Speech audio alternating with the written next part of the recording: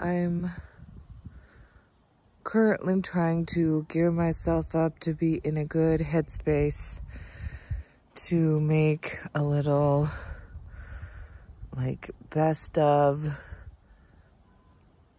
movie for all the community gathering things I made for Wilder House last year, because I'm about to go to this festival tomorrow where I am going to be meeting all kinds of like-minded people. You know, it's like the guy who made the podcast that I've been listening to for like 5 years, who has come up with this festival to create a more beautiful world our hearts know is possible. Book title, Charles Eisenstein. Aubrey Marcus is the podcast guy, and he is calling this festival a portal to a more beautiful world, which is what I've been calling my monthly jams in Olympia. And so it feels like epic, ultimate life climaxy moment, or pivotal plot moment, and it'd be cool to have something to show these lovely people, as well as anyone else along my journey here. So I thought that I would come to one of my very favorite, I mean, this is why I have these stickers here, is because this is where I grew up falling in love with nature. I didn't grow up in the desert. I kind of wish I had, but we sure did come down here a lot. And like over in that tree, which I'm gonna walk to, was my first kiss in 4th grade.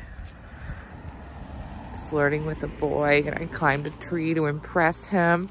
Then he climbed up behind me, and then it was like starting to be a rainstorm, and we got all scared and like huddled together up there and then smooched. It's pretty good first kiss story, I gotta say.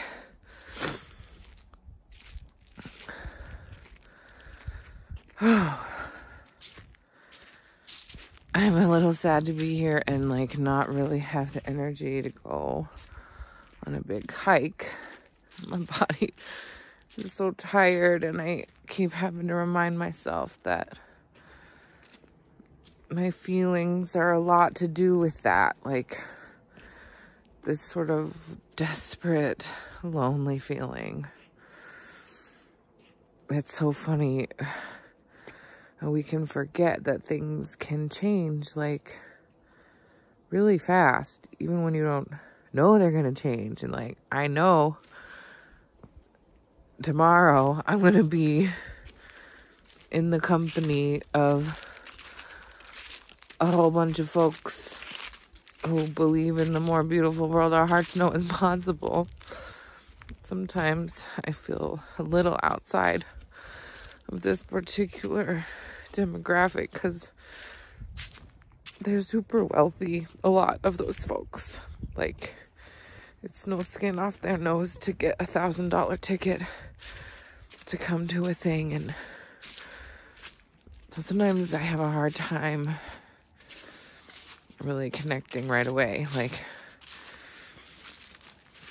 but that said, I am bound to meet at least one person that I have one nice short conversation with. And that's really all I need right now. It's just a little something that's like sincere. So I hope I can pretty much depend on that happening. And still I feel sort of desperately lonely because, like, yeah, anyway, blah blah blah is a very long explanation of my short thought. Sometimes it's just hard to see that change could happen any second. Look at this. Any second I could turn the camera And instead of my sad face, you can see beautiful red rock cliff. I think I'm not as like super motivated to start recording this little best of movie situation because, oh, look at this tree, look at it. Oh, it's pretty good.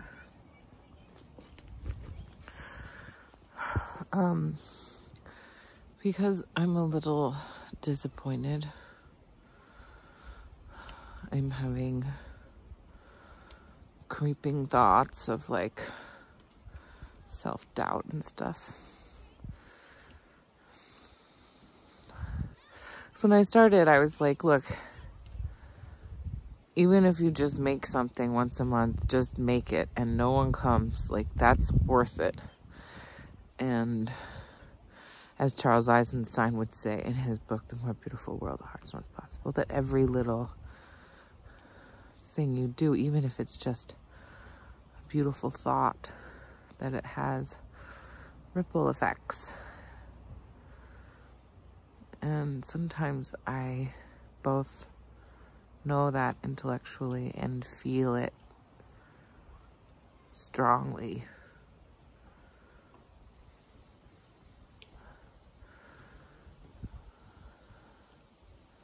And that's really, I mean, the motor that has pushed me to make all these things every month. But sometimes I have, yeah, creeping self-doubt thoughts that are like,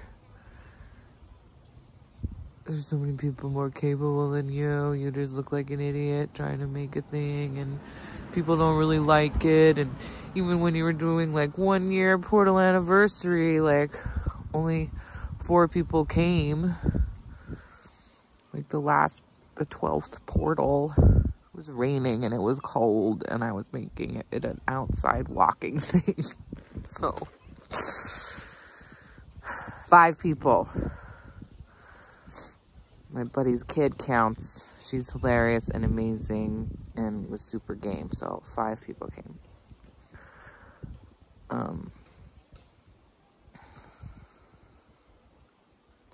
So I guess, I don't know. I don't want to feel like I'm like lying or fudging if I talk about it being successful in any way. But you know, there was that one December one where a whole bunch of people came, and that's mostly because I had like 3 other performers in it, and so it's like their friends and their family all came. And also it was probably the most successful because like it was the most collaborative. And that's what I feel disappointed about, is that it was like more collaborative in the beginning, and then it was more often just me trying to do a whole thing by myself, inventing something that really takes several people and trying to do it alone, and then feeling stupid that it really didn't work because I needed more people to make it work.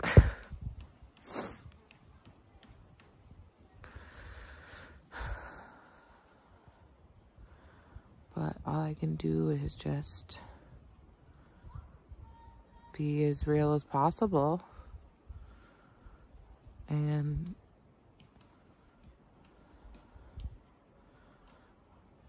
I don't know, try to find my enthusiasm about it and put that in the front.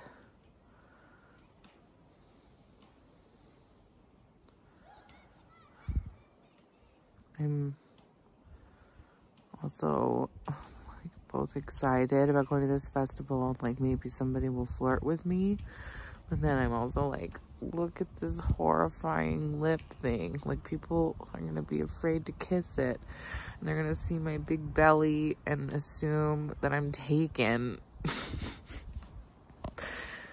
And it feels a little like this is so like internalizing the world stereotypes, but it feels like slutty to be single and pregnant and also